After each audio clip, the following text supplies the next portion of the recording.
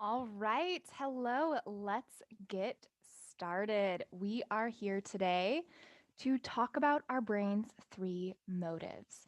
So, if you've been following along with these lunch and learns, you've seen that over the past few, we've been focusing a lot on decision making. And we've talked about different ways we can make decisions with confidence, and then how we can stick to those decisions and really honor our commitments to move forward. But sometimes what happens is our brain gets in the way. And I know that sounds kind of counterintuitive because we think of our brain and as that tool to help us decide, right? We think we need the brain and the intellect to help us make the decisions. But a lot of times what happens is our brain is actually the thing stopping us from being able to decide. So in today's lunch and learn, we are diving into our brain and the three motives it evolved with. So, really, when we're talking about our brain here, we're talking about that primitive brain, that cave person brain. And we're using that idea to help ourselves understand some of the ways our brain might be thinking that we might not be aware of, so that we can decide, is that how we want to move forward? Is that the way and the approach we want to take to deciding? And all of this comes down to helping you evolve past the primitive brain and decide from a place of what you want. All right, so that is what we're covering today. And I'm going to dive right in, right from the get go here, and share what the three motives are at a high level. Then we're going to break into what each of those look like in today's terms. So we're no longer cave people living in caves. A lot of the time, we are in the career world, we're in our jobs, we're working with our families or our colleagues, and we need to understand how these motives are still showing up. So, we're going to talk about what that looks like, and then we're going to talk about how to evolve past those motives. And when I say evolve past, what I really just mean is to think beyond our brain and the way that it evolved so we can be more strategic for ourselves. All right, so the three motives that our brain evolved with are to avoid pain, to seek pleasure, and to conserve energy. And so we will go into each of these now, but just know that these are the three motives that we're talking about in the way that we evolved. So to begin with, avoid pain. Now, as a cave person, and you've probably heard this before about how we evolved to avoid the saber-toothed tiger. And so we are always fight, flight, freeze. How do we get out of danger? How do we stay safe? How do we survive to live another day? And that's really where this avoid pain motive came from. It's survival. But we still have this motive, even though for most of us, we're fortunate enough to have a place to live. And yet we're still thinking from this part of our brain. So, what does this look like in today's world? Well, here's how it tends to show up. I'm going to give you some examples, and then I would love for you just to think about how are these fitting in for you. So, first off, you don't want to upset the boss, so you work late. This has been me before. You stay late, and instead of outrunning a saber-toothed tiger, you are there trying to stay safe from your boss. And so you do things that you really don't feel like you want to do, but you're going to do because you want to make sure to impress your boss. So you stay late, well past maybe you really need to, just for that sake to avoid the pain of what could happen if you don't. Another way this can look is we say yes to more tasks, even though our plate is full, because we don't want to let the team down. So we agree, we want to be that team player, we want to show up. So we almost martyr ourselves for the sake of the team because we don't want to feel the isolation of not having the support of our team.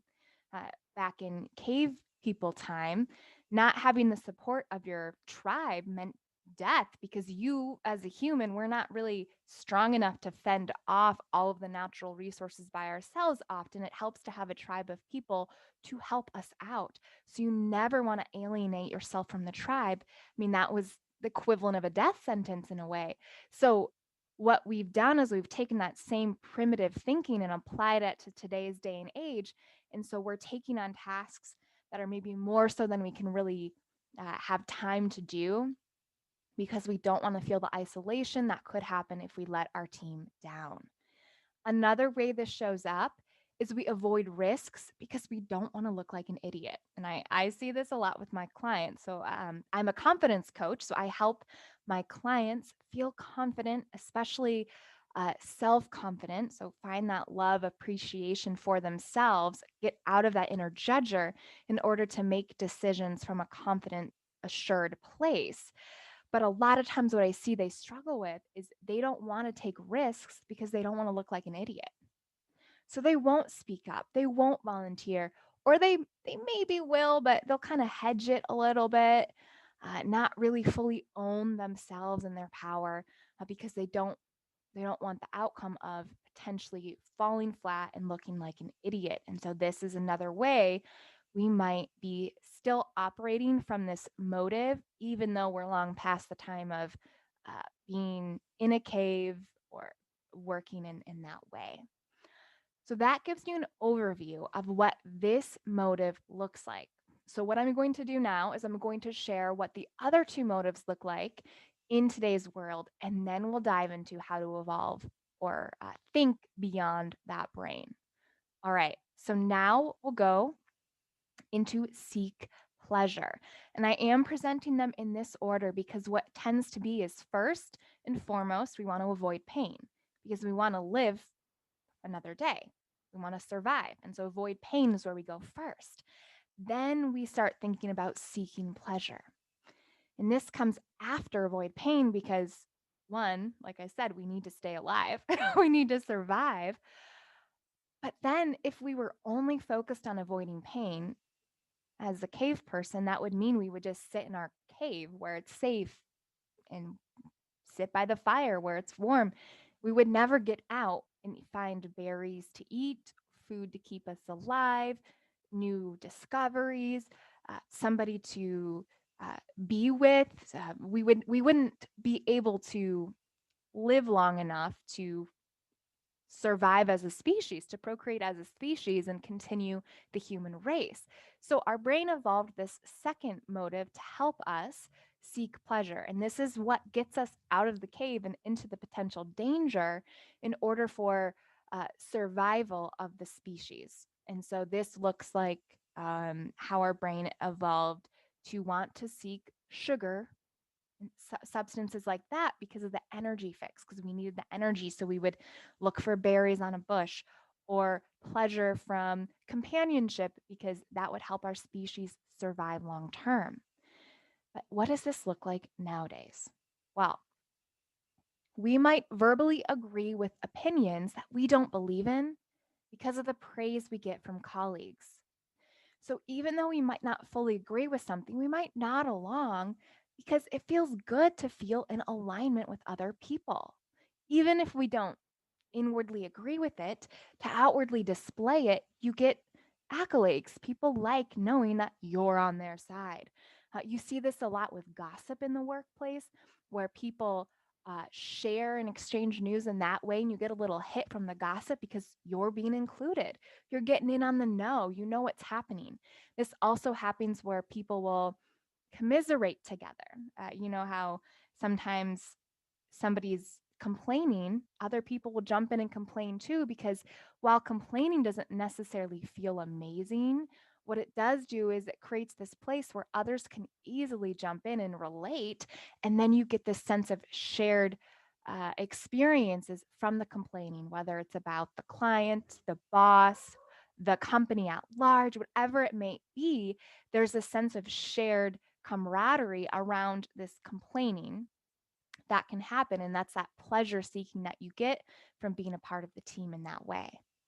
This also might show up as continually checking your email or your text because of the rush you get from being needed.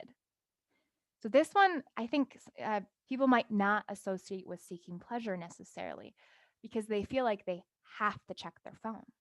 They have to know if the client has responded or if their boss needs them. But here's the thing, every time you open that email, you get a little rush of a hit because you see what's needed for you. It's like the adrenaline rush or the little bit of hit of being valued, of being needed, of coming to save the day. However, it shows up for you, the importance that you get from knowing that you're needed or that somebody needs something else, even though you might feel like complaining about it or be stressed about it, there's a bit of pleasure to it because of that rush uh, of being called upon. So that's another way that this specific motive may show up. You also might see it, and this is much closer to the primitive way it evolved, but it might be going to the kitchen or the break room for a snack, like a sugary boost to help you get through the day. In the same way that our cave people needed to go find a berry to get a burst of energy to survive, we are still looking for that burst and we get it from a sugary snack. Now, we know this is coming from this pleasure motive though, when we're doing it because we are feeling drained emotionally, burnt out emotionally. So it's different than physically needing the energy. It's more about being stressed and overwhelmed. And so you're looking for something to kind of dull the pain a little bit. So you're seeking the comfort of a sweet treat to help you out. So that's what this can look like. Okay, let's now look at that last motive we want to talk about of conserving energy to get a feel for what that can tend to look like in today's world. So, when we think conserve energy, the way that this evolved was cave people time, you don't know when your next meal is coming. And for many of us that are watching this lunch and learn, we're fortunate enough to know when we're going to get our next meal. And while I appreciate that is not the case for everyone in today's day and age, what I'll share is that the way that this conserve energy evolved from our ancestors is really this idea of you don't know how much you're going to need or how long you're going to need to wait to get your next hit of energy. So you need to conserve what you have now preemptively to make sure you have enough to get through the next week or the next season, especially the winter season. You could think of it in that way. And so we evolved to conserve energy. But this isn't so much of a problem for many of us who would be watching this lunch and learn. We know to go or how to get food. We are able to go to sleep in a safe place at night. And so, if we think about it in that way, this conserve energy no longer shows up from that place. And I want to bring this up too to say these three motives, they're not bad. They're important. They've helped us survive. And so conserving energy is crucial when you truly have no idea how you'll get the next reserve of calories to help you move forward. But since that is not often what those of us who would be watching this lunch and learn are experiencing, this motive can sometimes get in our way. And here's what it can show up like in today's day and age. In the workplace, it's you know that it takes a little less effort for you to do it yourself right now versus to take the time now to train someone else. So you hold on to all of your projects and you don't delegate. So it's very short term focused. You're like, well, it's easier for me to do it, so I'm just going to do it. But in the long term, that sets you up for not conserving energy because in the long term, you're not getting the support from someone else because you're not delegating. But in the short term, you are conserving energy here because you're just getting it done quickly and efficiently by yourself. This also might show up as you avoid the harder tasks because it will take a lot of thoughts and energy to do those tasks. So you'll do busy work or no work instead of the top priority. So if you've been the person who you have a big task that you really don't want to do, and this might be an avoid pain motive. It also might be conserve energy because you might, busy yourself with easier energetic tasks like tidying up your desk. That doesn't require a lot of thinking, a lot of mental strain or energy in that way. You can just tidy up the things on your desk or maybe you unload the dishwasher if you're working from home, or maybe you just clear your inbox again because you can just quickly respond and get it done. You're conserving energy because you're not doing the harder thing, but you still have to do the harder thing. So you're not really getting out of anything, but in your brain and the way it evolved, it's like it feels productive because you're getting things done and you're conserving your energy because you're not doing that hardest task. This also might look like saying no to after work commitments or things that you'd want to do because you just don't feel like you have the energy for them. So, if there's some type of cause or organization you would love to get involved with that meets after work, and you just feel like, you know what, I'm always tired after work, I'm just going to say no, that's you conserving your energy. And this is not necessarily a bad thing. But what I'd share with you is that sometimes the thing that we think we need to not do to conserve our energy is actually the thing that gives us more energy. A lot of times, the things that we're passionate about that excite us are energy creating. And I have this with a client who always felt exhausted after work, but she wanted to get more involved with their community. She just felt so tired. But what she did is what she found is when she would go to the meetings, she got pumped. The energy of the room, of the experience of talking about the things she wanted to talk about, energized her. So even though we can feel like we have no energy to do the things we want to do, that's often the time when we need to do those things the most because they give us energy. So just think about how that might be showing up for you, and you can use this to help yourself decide, how do I want to move forward? So we have covered what our three motives are: avoid pain, seek pleasure, and conserve energy. And we've talked about how they can show up in different ways. We're going to use the last few minutes to talk about strategies to get beyond the primitive brain. And we don't have time to go in depth on these in this lunch and learn because I want to honor my word of keeping these short and sweet and easy to take in. So this is where we will go next week, but this gives you some of an idea of where we're headed and to whet your appetite a little bit so you know what's coming next.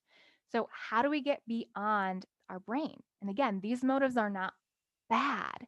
It's just that if we aren't aware of them showing up for us, we can be making decisions from these motives instead of from a place of awareness and understanding that would help us decide from what we really want, not from just the brain's primitive responses and reactions to things. So there's 5 strategies. I'm going to high level them here, and we will dive into them more closely in our next lunch and learn. First strategy, and I talked about this with conserving energy. We want to go from the short-term focused to the long-term focus. Because when we can take our brain out of the short term and think about the long term, which often our brain forgets when we're thinking about these primitive motives, it helps us decide from a place of understanding the full picture, not just the right now moment. Right now, it's easier for me to do the task instead of delegating, but long term, that's not a solution. Right now, it's easier for me to grab that snack to feel a little better, but long term, we're going to end up feeling worse from the health repercussions of that. So you can see how this can play out and how if we refocus and get that long term perspective, it can help us. Another, survive to thrive. So our primitive brain is focused on survival. What we want to do is we want to shift to thrival, which I don't think that's actually a word in that way, but this gives you an idea of where we're headed. We want to know how to thrive. And so we'll talk a lot more about that in the next lunch and learn. Third, we want to take ourselves from a fixed mindset to a growth mindset. So for those fans of that book that is about the growth mindset, talks a lot about this, and we're going to talk about how to apply this specifically to our careers and how to use this to get beyond that primitive brain to help ourselves forward. We also want to go from shoulds to wants, and there is an urgency in shoulds, but I'm going to talk about that in a minute. So you want to go from what you're supposed to do or should do, which is often where our brain gets. I should do this thing for my boss so that I don't get in trouble, to what you want to do. What do I want for me? What do I want for my career? And this is where long-term career planning comes into play. And then this last one around urgency, we want to take that to strategy. When we get focused on urgency, which is now, now, now, must, do, we forget about being strategic. We get stuck in reactionary actions. Stay late, do the thing, say yes, agree to more. Don't go home, don't set boundaries, don't say no, don't stop, don't do anything for your own health. And we start to burn out. We get exhausted. So much urgency that we kind of collapse under our own pressure that we create for ourselves. And so, what we want to do is get out of that urgency and into strategy. So, these are the ways to get beyond the primitive brain. And we will talk about these next week. But I also want to offer to you, if you want to dive in to your brain, you really want to see how these show up, I have an amazing free offer for you. So, for those of you who are feeling set and good, thank you so much for your time. I so appreciate having you here. Check back in next week. Please feel free to sign off now. But for those of you who are interested in learning more and diving into your specific brain with a free offer, then I welcome you to stay tuned because we're going to take just a couple minutes to talk about what it would look like to get free support for 1 hour from me. Now, if you've enjoyed this Lunch and Learn and you've gotten some value from it and you're starting to see how you may be operating from this primitive place and you want to gain more awareness, hearing this Lunch and Learn will help. You'll start to see it. But sometimes we get stuck in our own stories and we don't see how we're stopping ourselves.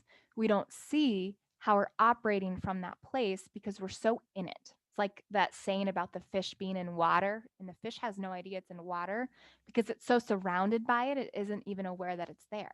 It's just the way it is.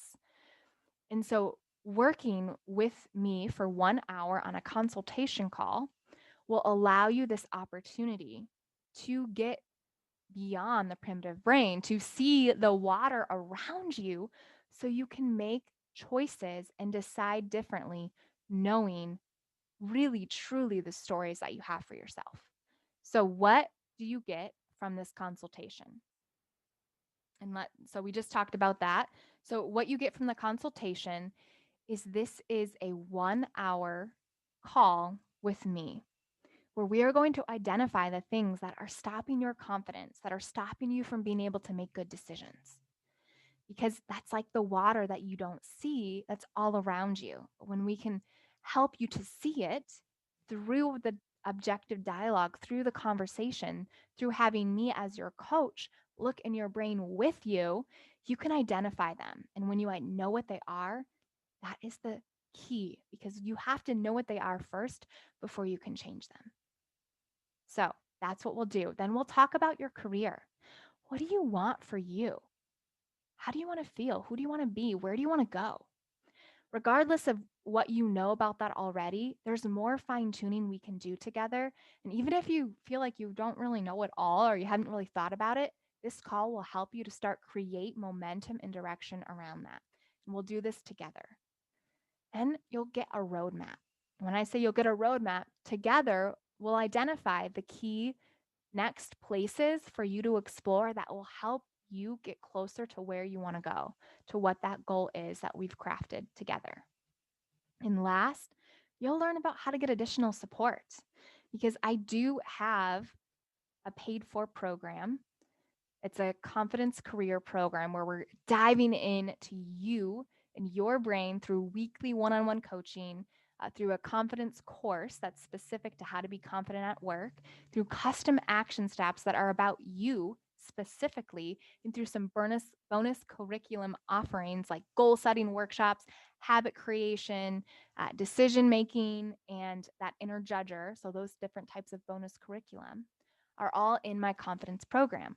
So, on our 1 hour call together, if it makes sense, if it seems like a good fit, I will share about that program if you want to hear about it. The program isn't for everyone, so we might decide, you know what, it isn't the right fit. But the way we'll know is by having this call together, this consultation that's just 1 hour of your time where we are diving into your brain. We're identifying those confidence blockers. We're defining where you want to go, and we're creating the steps to get there together. This is your chance. This is your next step to become the self confident you, the you that's already there within you, that you know is there, but you just haven't known exactly how to access. This call will help be the catalyst to access that version of yourself that's already within you. So, if you would like to sign up for this call and if you are intrigued, go to lisaphilia.com/schedule. It's lisaphilyw.com/schedule. And you can sign up for your consultation there. There is a prerequisite form that asks some questions about where you're at with your career, with your goals, and that will help me to be able to show up ready to dive right in to you because I want this call to give you value.